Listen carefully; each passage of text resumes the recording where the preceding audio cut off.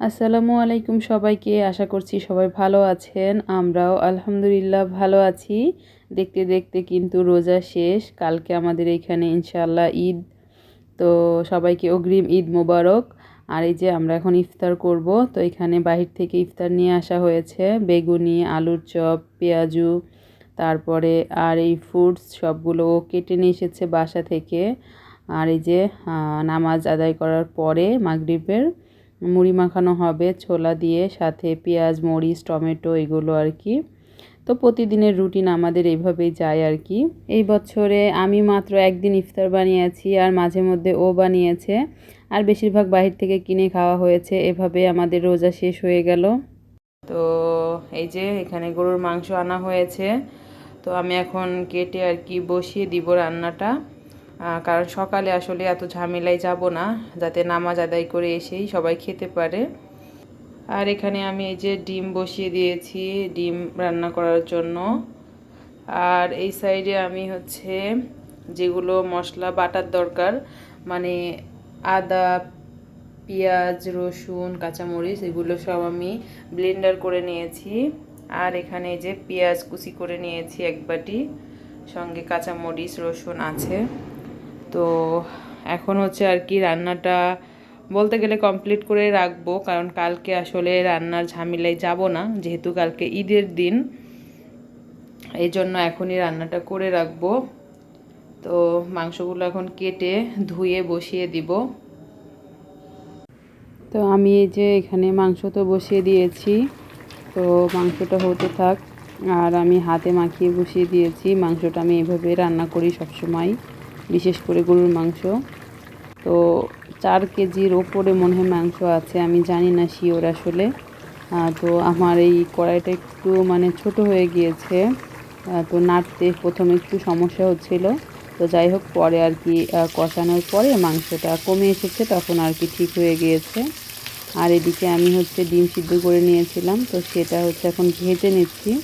আমি ডিম ভুনা করব আসলে। এখন আমি কোরমা রোস্ট এরকম কিছুই করব না, জাস্ট নর্মাল আমরা যেরকম রান্না করি ওরকম আর কি, দেশীয় স্টাইলের রান্না। তো আমি এখানে মানে হালকা ভেজে উঠিয়ে রাখবো।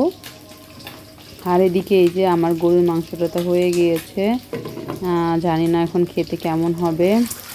আর এদিকে ডিমটা একটু ভেজে লাল লাল করে নিব।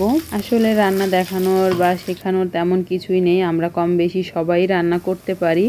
বাট আমি ওই যে ব্লগিং করি, তাই আপনাদের সঙ্গে টুকটাক যা করি শেয়ার করার চেষ্টা করি। আর এছাড়াও দেখানোর মতো ওরকম তো আর কিছু নেই, কারণ এখন খুব একটা ওরকম বাহিরে যাওয়া হয় না, তো বাসায়ও থাকা হয় না, দোকানেই বেশিরভাগ থাকা হয়, তাই আর কি। তো ওইখানে প্রথমে আমি পেঁয়াজ হালকা নরম করে ভেজে নিলাম। তো তারপরে আর কি বাটা মশলা দিয়ে দিয়েছি। তারপরে এখানে আমি গুঁড়া যে মশলাগুলো সেগুলোও দিয়ে দিয়েছি। এখন ভালো করে মশলাটা কষিয়ে নিব। আর মশলা যত ভালো কষানো হয় তরকারির নাকি টেস্ট তত বেশি ভালো হয়, এটা আমি আমার হাজব্যান্ডের কাছ থেকে শিখেছি।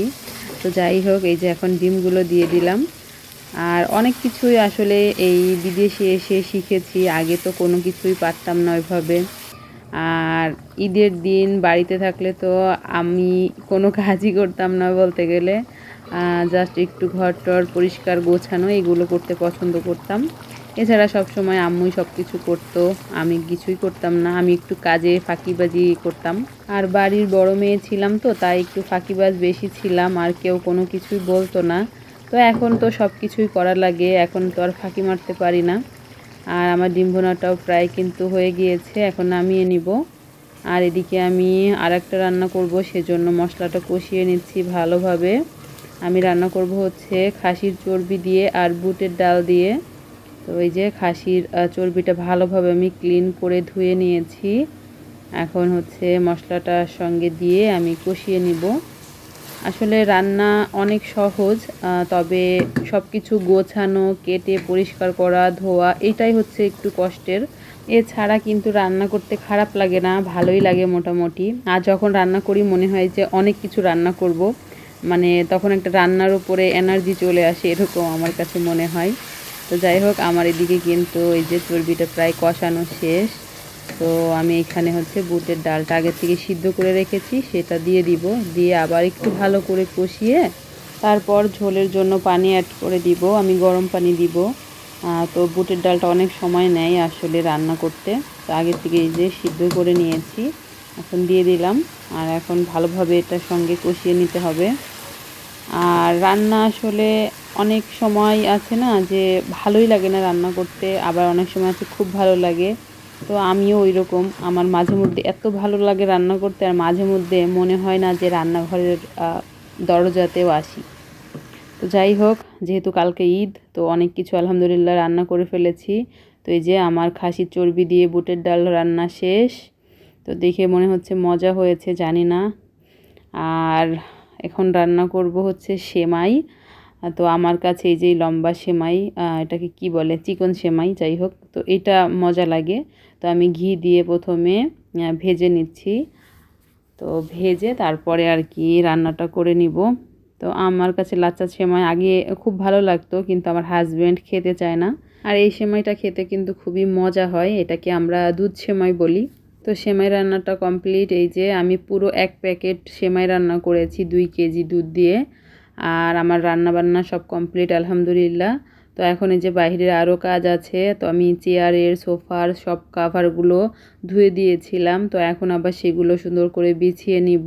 যেহেতু আমি সময় পাই না, তাই একদিনের ভিতরে সব কিছু করতে হয়েছে আমাকে। আর এই যে বিছানা চাদরটা চেঞ্জ করে নিয়েছি।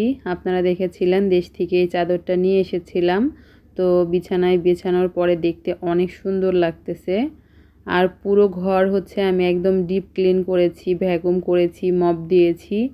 তো আজকে অনেক পরিশ্রম হয়ে গিয়েছে।